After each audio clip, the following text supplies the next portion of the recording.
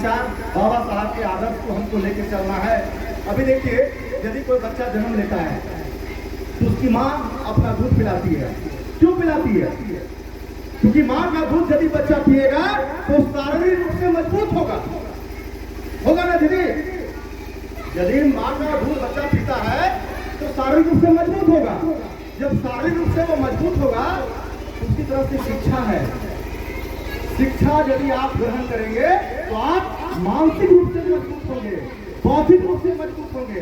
शारीरिक रूप से तो माँ मजबूत कर दी, तो माँ बाप का भी फर्ज बनता है उस बच्चे को विद्यालय भेजें, पढ़ाएं। तो शिक्षा का जब ग्रहण होगा तो उसका दिमाग मजबूत होगा, मानसिक बुद्धि मजबूत होगी, वो विकास की बात करेगा, अपने अधिकार की बात करेगा, उस पर कोई शोषण नहीं करेगा, उस पर कोई अत्याचार नहीं कर सकता है। अभी देखिए, आज चले जाइए अंग्रेज के जमाने में, आप इतिहास पढ़ेंगे तो अंग्रेज के जमाने में चले जाएंगे तो हिंदुस्तान में, अपने देश में पाखंडवाद बहुत हावी था, मनुवाद बहुत हावी था। हम लोगों को अधिकार नहीं मिलता था। आप किसी के कुआं से जाकर के बराबरी में पानी नहीं भर सकते थे।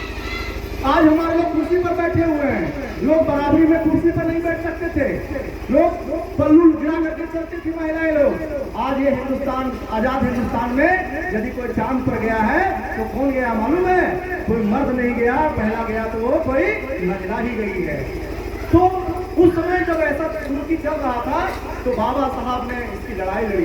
बाबा साहब ने हमें अधिकार दिया संविधान के माध्यम से, कानून के माध्यम से, कि पीड़ित और वंचित, जिसको हम लोग बहुजन कहते हैं, बहुजनों को अधिकार देने का यदि कोई काम किए हैं, ये महापुरुष बाबा साहब भीमराव अम्बेडकर दिए हम लोगों को, कि आपके अधिकार से आपको हिंदुस्तान में कोई दबाया नहीं जा सकता है।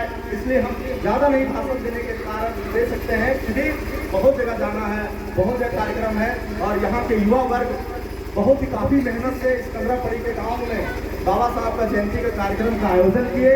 विशेष रूप से धन्यवाद। बहुत जगह जाना है। हम अनुरोध यही करेंगे कि आप किताब स्कूल में जरूर पढ़ते हैं, गीता रामायण भी पढ़ते हैं, तो एक बार यदि आपके पास संविधान का किताब नहीं होगा तो यूट्यूब में और गूगल में जरूर जाकर के संविधान का किताब को जरूर पढ़िएगा, उसकी धाराओं को जरूर पढ़िएगा।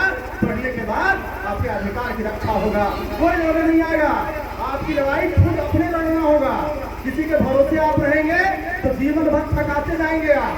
इसलिए थकाने से बढ़िया है कि खुद हम मजबूत बने, खुद अपने ताकतवर बने। ताकत लाठी से नहीं, बुद्धि से। कहा जाता है कि लाठी का मार 10 दिन में, 20 दिन में, 50 दिन में, 100 दिन में मिट जाएगा, लेकिन 1 रुपया का कलम और 1 रुपया का कागज यदि आप लिख के यदि डाल देते हो तो आने वाला साल 2 साल तक भी ये कागज और कलम का लिखावट हमेशा जिंदा रहती है। ये ताकत आपको पहचानना होगा, ये अधिकार आपको पहचानना होगा। इसलिए संविधान के बारे में भी अध्ययन करना होगा, पढ़ना होगा। बहुत बहुत धन्यवाद, बहुत बहुत धन्यवाद। जोहार।